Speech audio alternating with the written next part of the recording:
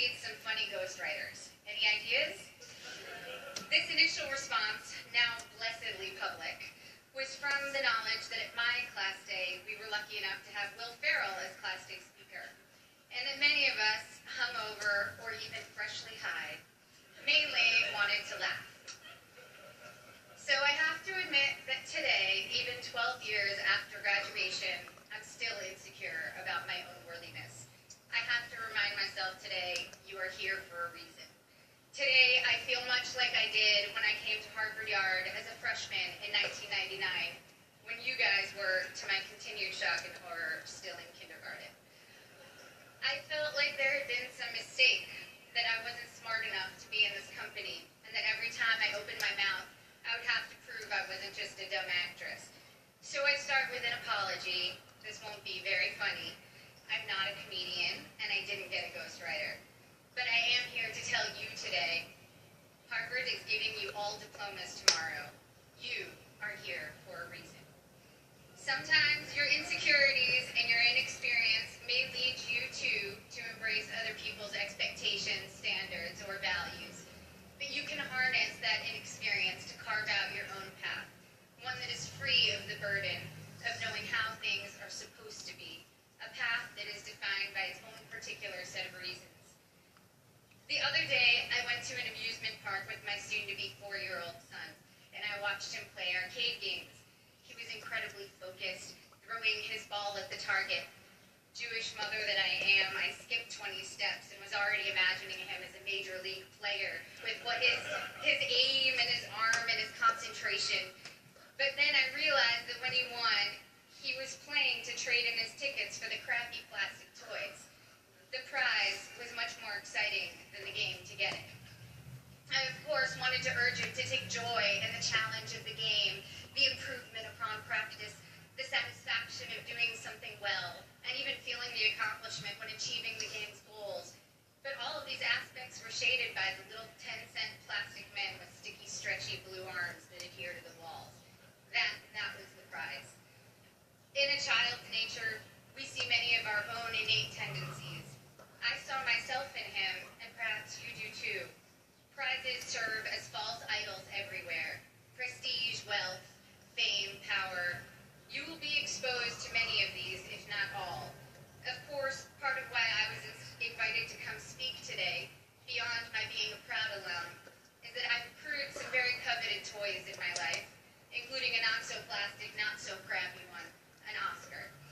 So we bump up against a common trope, I think, of the commencement address, people who have achieved a lot telling you that the fruits of achievement are not always to be trusted. But I think that contradiction can be reconciled and is in fact instructive.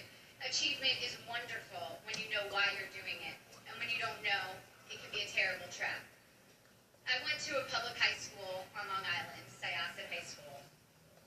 Ooh, hello, Syosset. The girls I went to school with had Prada bags and flat-ironed hair, and they spoke with an accent I, who had moved there at age 9 from Connecticut, mimicked to fit in. Florida oranges, chocolate cherries. Since I'm ancient and the internet was just starting when I was in high school, people didn't really pay that much attention to the fact that I was an actress. I was known mainly at school for having a backpack bigger than I was and always having whiteout on my hands because I hated seeing anything crossed out in my notebooks. I was voted for my senior yearbook most likely to be a contestant on Jeopardy, or Code for Nerdiest. When I got to Harvard, just after the release of Star Wars Episode 1, I knew I would be starting over in terms of how people viewed me. I feared people would assume I had gotten in just for being famous, and that they would think I was not worthy of the intellectual rigor here.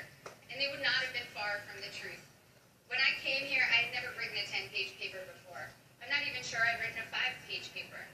I was alarmed and intimidated by the calm eyes of fellow students who came here from Dalton or Exeter, who thought that compared to high school, the workload here was easy.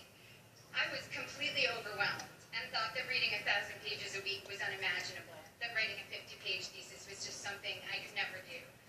I had no idea how to declare my intentions. I couldn't even articulate them to myself. I'd been acting since I was 11, but I thought acting was too frivolous and certainly not meaningful. I came from a family of academics and was very concerned with being taken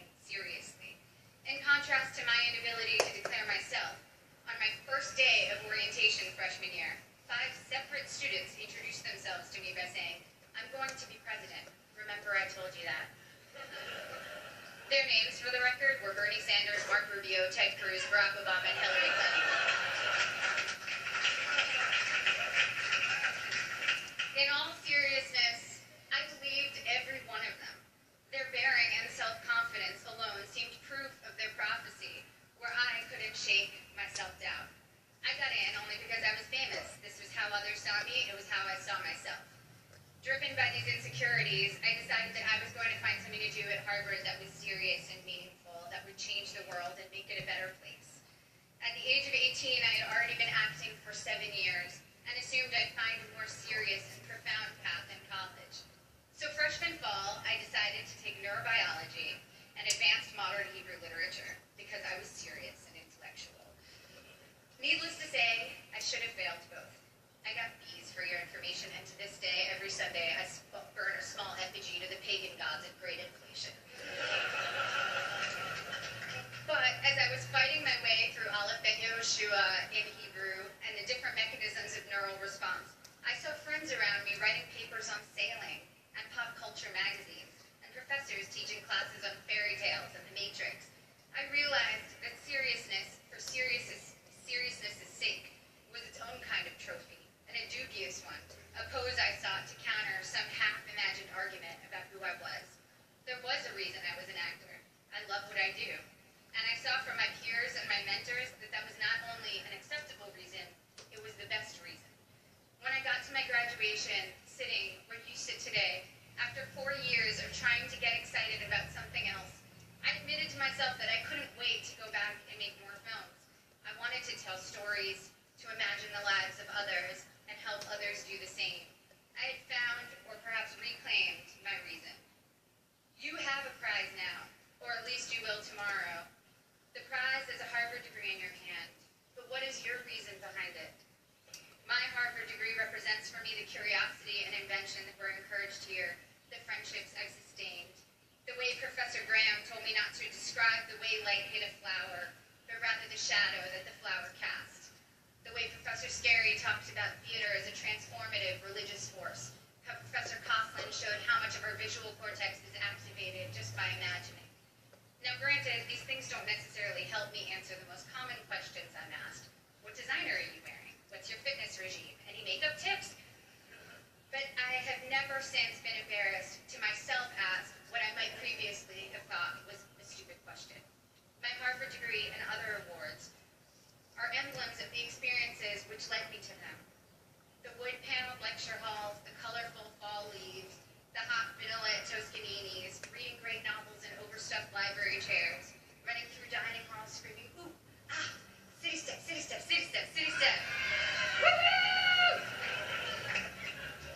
It's easy now to romanticize my time here, but I had some very difficult times here too. Some combination of being 19, dealing with my first heartbreak, taking birth control pills that have since been taken off the market for their depressive side effects, and spending too much time missing daylight during winter months led me to some pretty dark moments, particularly during sophomore year. There were several occasions I started crying in meetings with professors, overwhelmed with what I was supposed to pull off when I could barely get myself out of bed in the morning.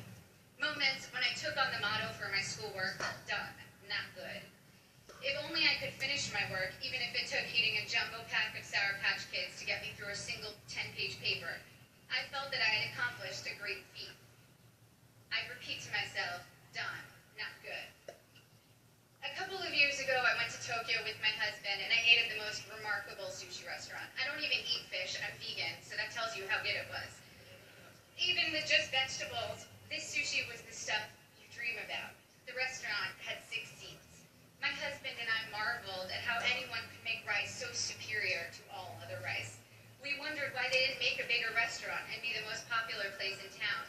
Our local friends explained to us that all the best restaurants in Tokyo are that small and do only one type of dish, sushi or tempura or teriyaki, because they want to do that thing well and beautifully. And it's not about quantity, it's about taking pleasure in the perfection and beauty of the particular. I'm still learning now that it's about good and maybe never done. That the joy and work ethic and virtuosity we bring to the particular can impart a singular type of enjoyment to those we give to, and of course to ourselves. In my professional life, it also took me time to find my own reasons for doing my work. The first film I was in came out in 1994, again, appallingly, the year most of you were born. I was 13 years old upon the film's release, and I can still quote what the New York Times said about me verbatim. Ms. Portman poses better than she acts. The film had a universally tepid critical response and went on to bomb commercially.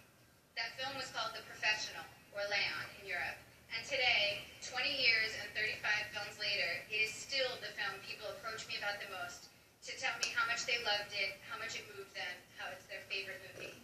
I feel lucky that my first experience releasing a film was initially such a disaster by all standard measures. I learned early that my meaning had to be from the experience of making the film and the possibility of connecting with individuals rather than the foremost trophies in my industry, financial and critical success. And also that those initial reactions could be false predictors of your work's ultimate legacy. I started choosing only jobs I was passionate about and from which I knew I could glean meaningful experiences. This thoroughly confused everyone around me, agents, producers, and audiences alike. I made Goya's Ghosts, a foreign independent film, and studied art history, visiting the Prado every day for 4 months as I read about Goya and the Spanish Inquisition. I made V for Vendetta, a studio action movie for which I learned everything I could about freedom fighters who in other eyes might be called terrorists, from Menachem Begin to the Weather Underground. I made Your Highness, a pothead comedy with Danny McBride, and laughed for 3 months straight. I was able to own my meaning and not have it be determined by box office receipts or prestige. By the time I got to making Black Swan, the experience was entirely my own. I felt immune to the worst things anyone could say or write about me, and to whether an audience felt like going to see my movie or not. It was instructive for me to see that for ballet dancers, once your technique gets to a certain level, the only thing that separates you from others is your quirks, or even flaws. One ballerina was famous for how she turned slightly off balance. You can never be the best technically. Someone will always have a higher jump or a more beautiful line. The only thing you can be the best at is developing your own self. Authoring your own experience was very much what Black Swan itself was about. I worked with Darren Aronofsky, the film's director, to change my last line in the movie to, "It was perfect," because my character Nina is only artistically successful when she finds perfection and pleasure for herself, not when she's trying to be perfect in the eyes of others. So when Black Swan was successful financially and I began receiving accolades, I felt honored and grateful to have connected with people. But the true core of my meaning I had already established, and I needed it to be independent of people's reactions to me. People told me that Black Swan was an artistic risk, a scary challenge to try to portray a professional ballet dancer. But it didn't feel like courage or daring that drew me to it. I was so oblivious to my own limits that I did things I was woefully unprepared to do. And so the very inexperience that in college had made me feel insecure and made me want to play by others' rules now was making me actually take risks I didn't even realize were risks. When Darren asked me if I could do ballet, I told him that I was basically a ballerina, which, by the way, I wholeheartedly believed. When it quickly became clear in preparing for the film that I was maybe 15 years away from being a ballerina, it made me work a million times harder, and of course, the magic of cinema and body doubles helped the final effect. But the point is, if I had known my own limitations, I never would have taken the risk. And the risk led to one of my greatest artistic and personal experiences, in that I not only felt completely free, I also met my husband during filming. Similarly, I just directed my first film, A Tale of Love and Darkness, and was quite blind to the challenges ahead of me. The film is a period film, completely in Hebrew, in which I also act, with an 8-year-old child as a co-star. All of these are challenges I should have been terrified of, as I was completely unprepared for them. But my complete ignorance as to my own limitations looked like confidence and got me into the director's chair. Once there, I had to figure it all out, and my belief that I could handle these things, contrary to all evidence of my ability to do so, was half the battle. The other half was very hard work. The experience was the deepest and most meaningful one of my career. Now, clearly, I'm not urging you to go perform heart surgery without the knowledge to do so. Making movies, admittedly, has less drastic consequences than most professions, and allows for a lot of effects that make up for mistakes. The thing I'm saying is, make use of the fact that you don't doubt yourself too much right now. As we get older, we get more realistic, and that includes about our own abilities or lack thereof. And that realism does us no favors. People always talk about diving into things you're afraid of. That never worked for me. If I'm afraid, I run away, and I would probably urge my child to do the same. Fear protects us in many ways. What has served me is diving into my own obliviousness, being more confident than I should be, which everyone tends to decry in American kids, and those of us who have been grade inflated and ego inflated. Well, it can be a good thing if it makes you try things you never might have tried. Your inexperience is an asset and will allow you to think in original, unconventional ways. Accept your lack of knowledge and use it as your asset. I know a famous violinist who told me that he can't compose because he knows too many pieces, so when he starts thinking of a note, an existing piece immediately comes to mind. Just starting out, one of your biggest strengths is not knowing how things are supposed to be. You can compose freely because your mind isn't cluttered with too many pieces, and you don't take for granted the way things are. The only way you know how to do things is your own way. You here will all go on to achieve great things. There is no doubt about that. Each time you set out to do something new, your inexperience can either lead you down a path where you will conform to someone else's values, or you can forge your own path, even if you don't realize that's what you're doing. If your reasons are your own, your path, even if it's a strange and clumsy path, will be wholly yours, and you will control the rewards of what you do by making your internal life fulfilling. At the risk of sounding like a Miss America contestant, the most fulfilling things I've experienced have truly been the human interactions. Spending time with women in village banks in Mexico with Finca, a microfinance organization, meeting young women who were the first and only in their communities to attend secondary school in rural Kenya with Free the Children, a group that builds sustainable schools in developing countries, trekking with guerrilla conservationists in Rwanda. It's a cliche because it's true, that helping others ends up helping you more than anyone. Getting out of your own concerns and caring about someone else's life for a while reminds you that you are not the center of the universe, and that in the ways we are generous or not, we can change the course of someone's life. Even at work, the small feats of kindness crew members, directors, fellow actors have shown me have had the most lasting impact. And of course, first and foremost, the center of my world is the love I share with my family and friends. I wish for you that your friends will be with you through it all, as my friends from Harvard have been together since we graduated. My friends from school are still very close. We have nursed each other through heartaches and danced at each other's weddings. We've held each other at funerals and rocked each other's new babies. We've worked together on projects, helped each other get jobs, and thrown parties for when we quit bad ones. And now our children are creating a second generation of friendship as we look at them toddling together, haggard and disheveled working parents that we are. Grab the good people around you, don't let them go. The biggest asset this school offers you is a group of peers that will be both your family and your school for life. I remember always being